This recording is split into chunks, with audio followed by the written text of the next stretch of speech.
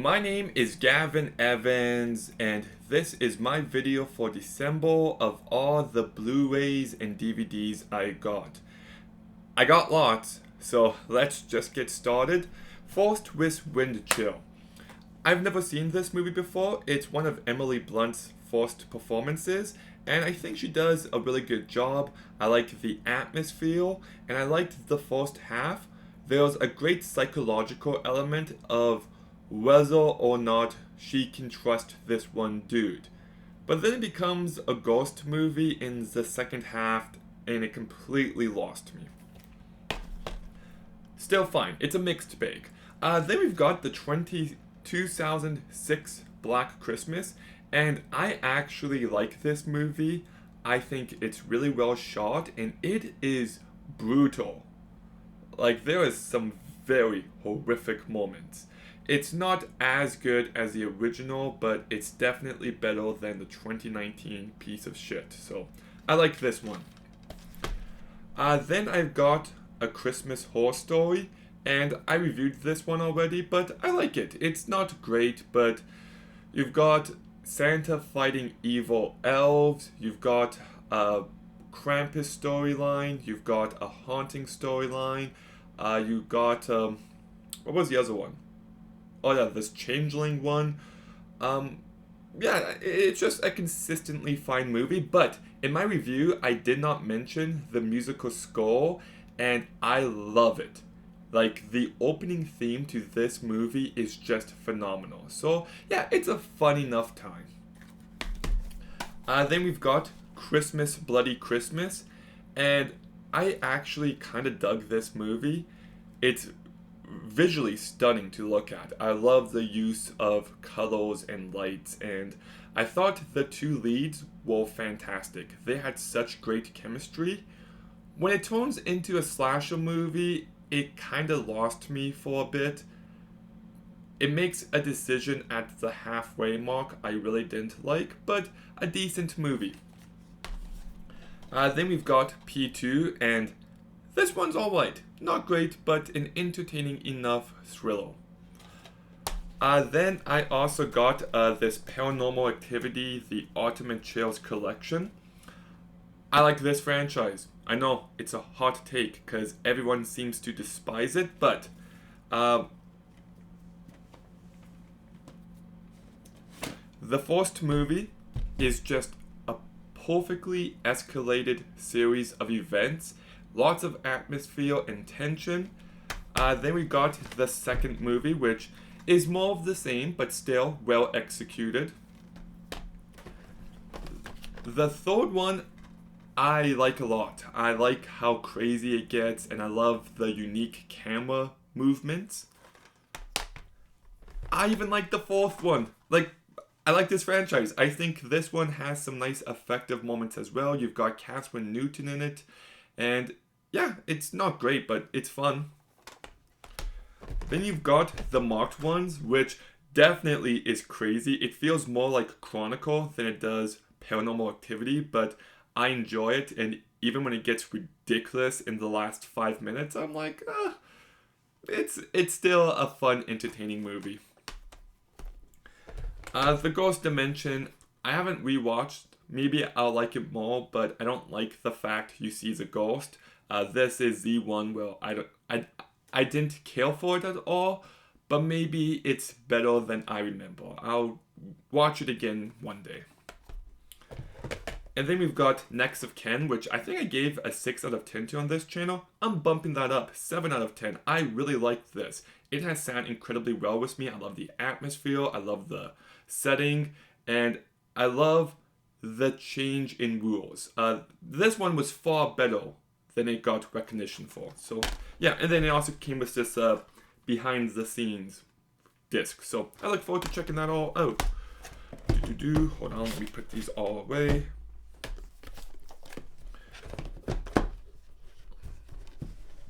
A good set.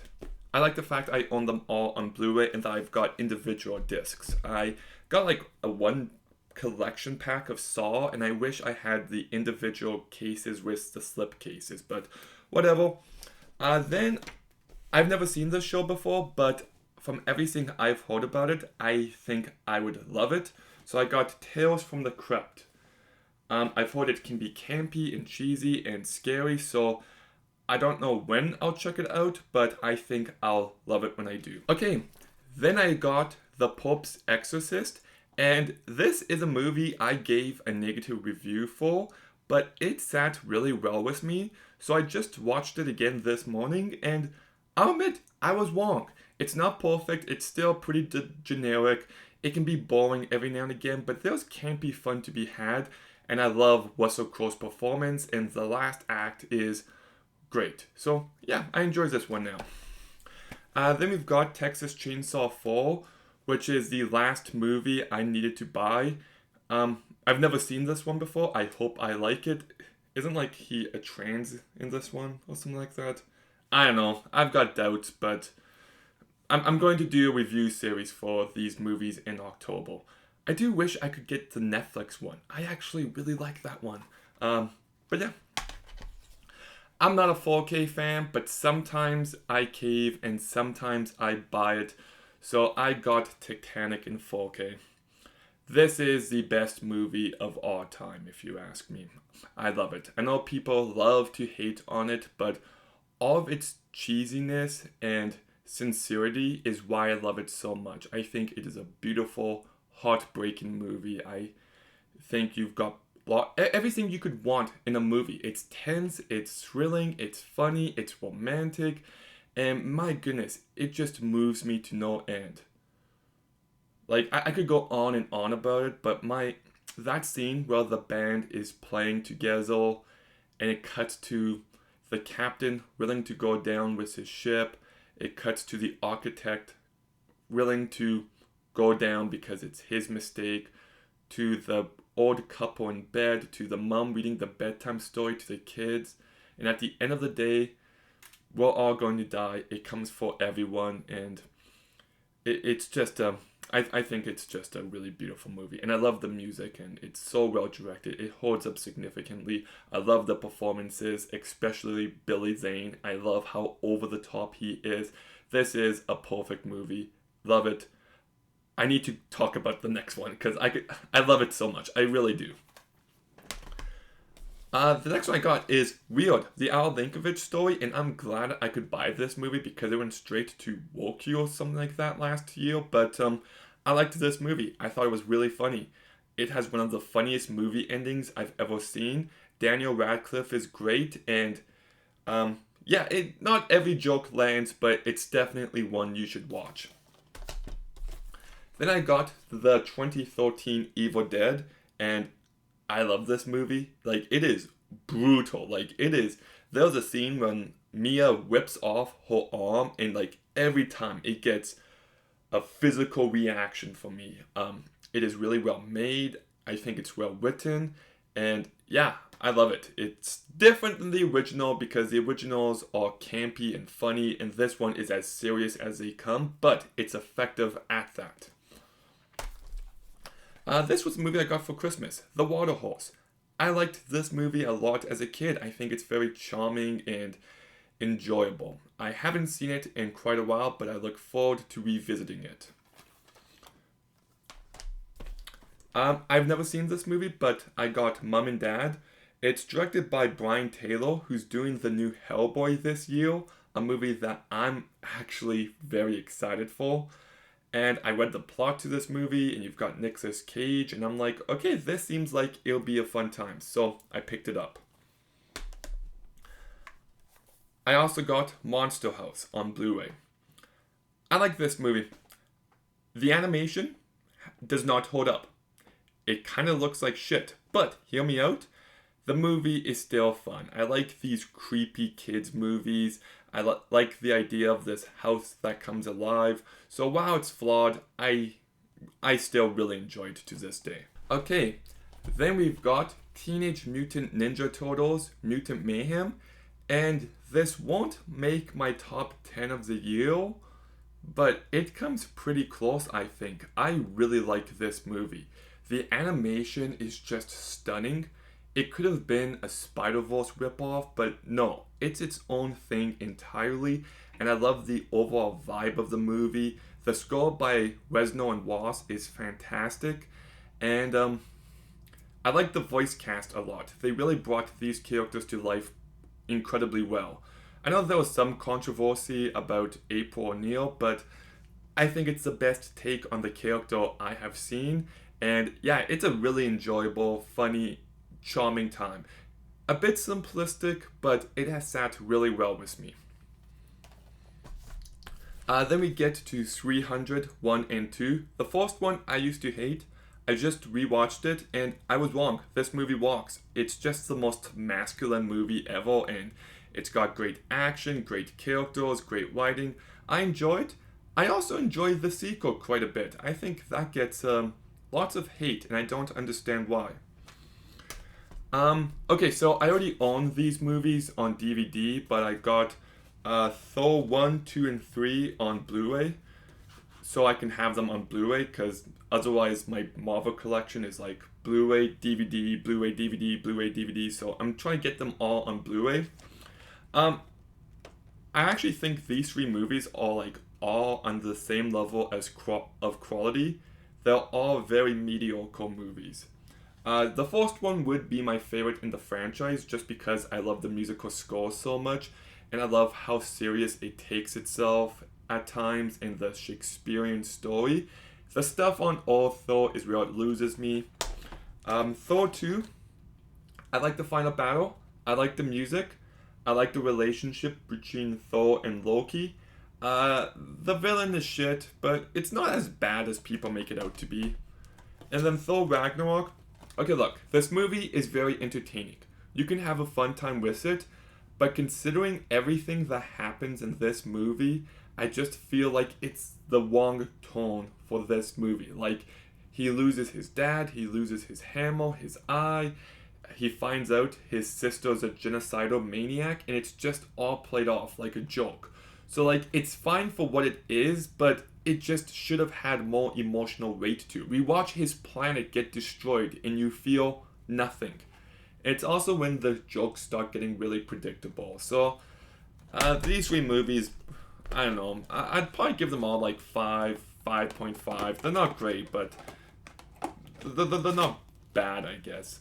In fact, I would actually say Thor franchise is the most consistent in the MCU. Batman Mask of the Phantasm on 4K.